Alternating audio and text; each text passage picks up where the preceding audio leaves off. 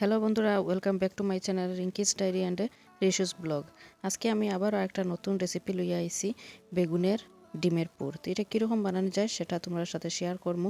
তো এদিকে দেখো, আমি একটা বেগুন লই লাইছি। বেগুনটা আমি দুইটা চাকা চাকা করিয়া কাটি লাইছি, আর ভিতরের অংশ যেটা আছে এটারও আমি কুচি কুচি করিয়া কাটি লাইছি। তো এটা রাউন্ড শেপে কাটবাই তোমরা, আর ভিতরের যেটা অংশ আছে এটারে ওরকম কুচি কুচি করিয়া কাটি লাইবাই। কয়েকটা কাঁচা লঙ্কা কুচি কুচি করিয়া কাটি লাইছি, আর একটু ধনিয়া পাতা আর একটা পেঁয়াজ কুচি কুচি করিয়া কাটছি।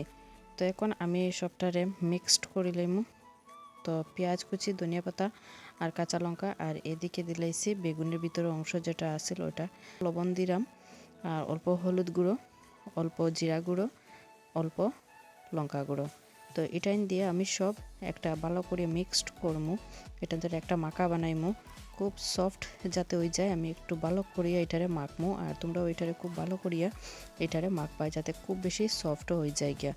তো সফট হয়ে গেছে এটা। তারপরে আমি লইছি একটা ডিম, আর ডিমটা দেওয়ার পরে আমি এটারে ভালো করিয়া মিক্সড করে লইমু।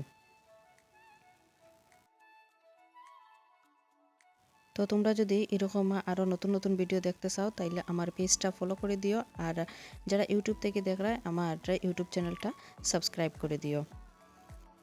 এখন আমি বেগুনটার অল্প লবণ আর অল্প হলুদ গুঁড়ো দিয়া এটা ভালো করিয়া মাখি লাইমু। আমার মাখা শেষ হয়েছে। এখন আমি একটা কড়াই বয়াই দিমু। কড়াইটা গরম হইয়া গেলে এখানে আমি সাদা তেল দিলাম। তেলটা গরম হয়ে গেছে, তারপরে বেগুনটা দিয়ে দিলাম। এখন আমি বেগুনের মধ্যে ওই যেটা পুর রাখছিলাম ওই পুরটা আমি এখন ওটার মধ্যে দিলাম, আর একটা চামচ দিয়ে দিলাম, অল্প অল্প করিয়ে দিলাম। আর আগুনটা যাতে একটু কম থাকে, বেশি আগুন দিলে আবার জ্বলে যাইব, তো নিচের দিকে লাগার চান্স থাকে। তো আগুনটা একটু মিডিয়াম লতে রাখবা। আর পুরটা ভালো করিয়া অল্প অল্প করিয়া পুরটা দিয়া দিলাম, আর তারপরে আমি একটু সময়ের জন্য ঢাকনা দিয়ে দিলাম। তো একদিক আমার হয়ে গেছে, আমি ওইটা পাল্টিয়ে দিলাম, তো অন্য দিকটা হয়ে যাইব।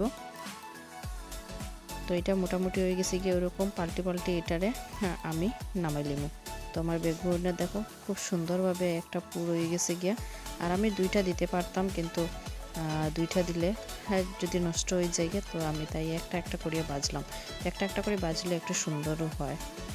তো আমি একটা হয়ে গেছে গিয়ে আর একটা আমি বাজলাম। তো তোমরা একবার করে ট্রাই করে দেখিও এই রেসিপিটা, যদি ভালো লাগে। আর যদি তোমরা ঘরে ছোটো বাচ্চা থাকে তাইলে নিশ্চয়ই যে এই রেসিপিটা তার আর খুব বেশি ভালো লাগবো আশা করি। আর আমি দেখো এদিকে আমার পুরটা রেডি হয়ে গেছে, আমি এটা নামাই লইলাম। আর এটা পুরোপুরি পারফেক্ট হয়েছে, খুব সুন্দর হয়েছে। আর তোমরা কমেন্টে জানাইও আজকের এই রেসিপিটা কীরকম হয়েছে। আর যদি তোমরা আরও এরকম আরও নতুন নতুন রেসিপি যদি দেখতে চাও তাইলে আমার পেজটা ফলো করে দিও। আর যদি ইউটিউব থেকে দেখে থাকো তাইলে আমার চ্যানেলটা সাবস্ক্রাইব করে দিও।